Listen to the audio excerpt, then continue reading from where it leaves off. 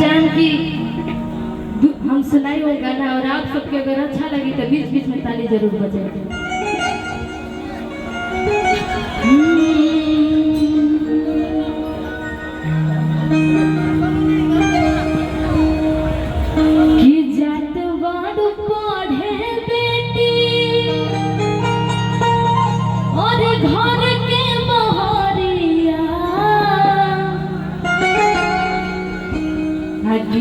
माता दी हाँ बेटी पापा के पगड़िया। ये गाना के तनी सुनने वाले सब कोई तनी हाथ उठा दीजिए। अगर जे सुनने में सब कोई हाथ उठा दीजिए। अब कैसा लग रहा है गाना ये बता दीजिए। अच्छा लग रहा है? और हमारे समुंदर सर इस गाना को चुन चुन के वर्ड बनाए थे और लिखे थे हमारे 1 लाख सर। बहुत अच्छा म्यूजिक बजाए, इनका तो कुछ जोड़ा नहीं, जितना भी बोले कम ही बटे सर जी। और हमारे भोला रिपोर्टर सर हैं, इनके चैनल पे भी बहुत ज्यादा वायरल हुआ है। और भैया के आईडी है भोला रिपोर्टर, भोला शर्मा रिपोर्टर। आप लोग जाइएगा, थोड़ा सा सब्सक्राइब कर दीजिएगा। तो कहीं बात कैसे कि जाते बाड़ू पढ़े बेटी गिरे माता दी हो बेटी पापा के पगड़िया। गिरे माता दी हो बेटी पापा के पगड़िया। बाउर भइल बाटे सबके नजरिया। बाउर भइल बाटे सबके नजरिया। गिरे माता दी हो बेटी पापा के पगड़िया। गिरे माता दी हो बेटी पापा के पगड़िया।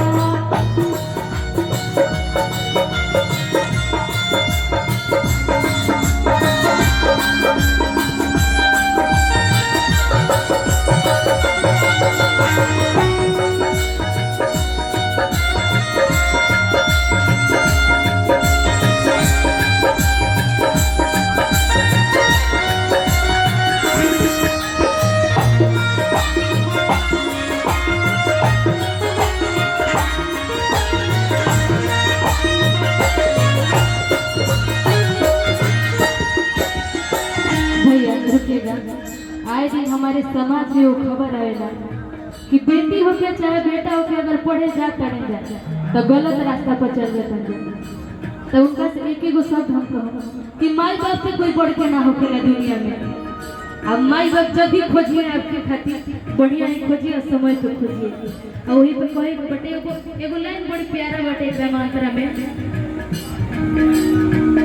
दुनिया रंगीन बाटे लोग बहकाई। साहबका से बच के खाली कोरी हो पढ़ाई।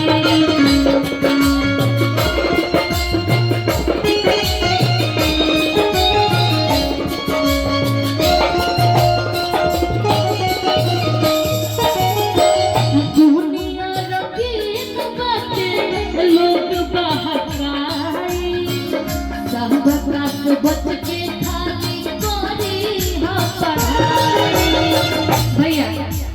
एकरे में बटे कहल जाला कि अगर बेटी के अगर लोग पढ़ावेला ना तो समाज में उंगली भी उठेला कि हाँ देखो फलानवा के बेटी पढ़े जाती है, पढ़त होई, हाँ कुछ और करत होई। यही तो हमारे राइटर जी लिखे हैं। हौसला जमाना सबके मुंह पर हकारिया।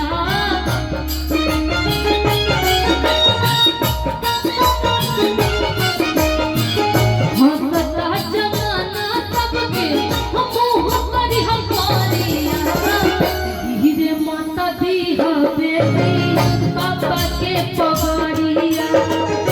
गिरे माता दी हो बेटी पापा के पगड़िया।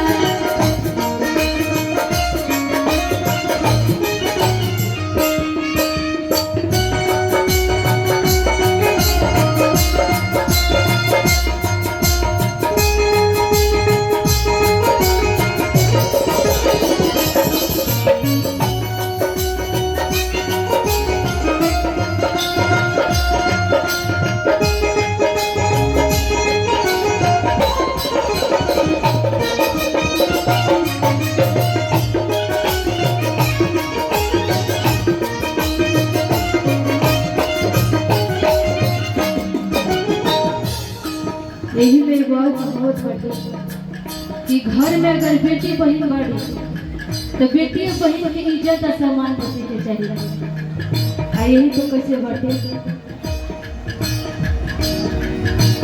हर घर के इज्जत होली बेटी उठान हो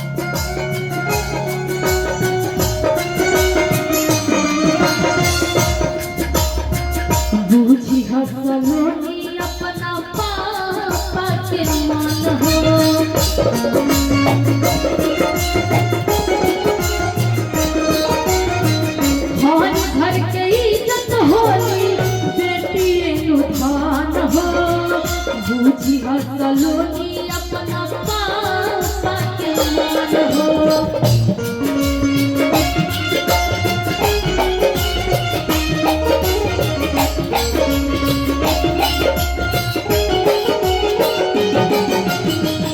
कहले समुंदर भैया बाप के लचरिया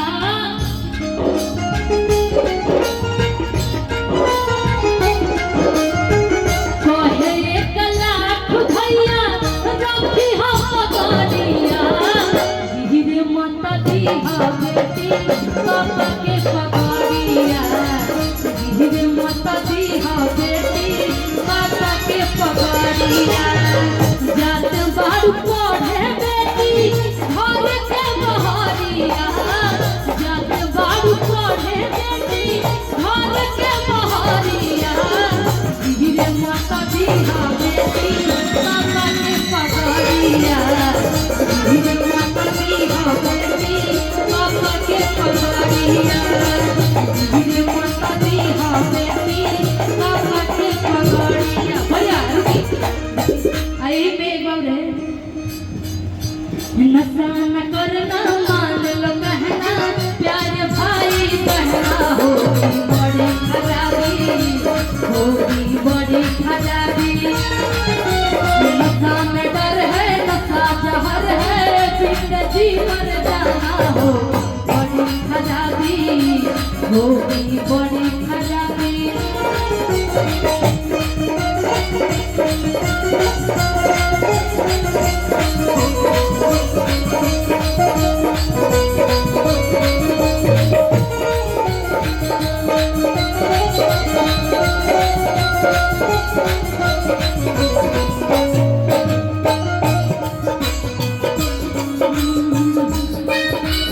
भैया यही में बड़ी एगो प्यारा लाइन रहे और अपना मेहरानों से कैसे कहतड़ी दिन बहुत दिन बिगड़ल जाता रुपवा के दाता नाता छोड़वा की ना दिन बहुत दिन बिगड़ल जाता रुपवा के दाता नाता छोड़वा की ना तहरे फिरिए भैनी बहरल गाता छोड़वा की ना तोहरे फिरिए भैनी बहरल गाता छोड़वा की ना नशा न करना मान लो कहना प्यारे भाई कहना होगी बड़ी खराबी होगी बड़ी खराबी नशा में डर है नशा जहर है जिंदगी मर जाना होगी बड़ी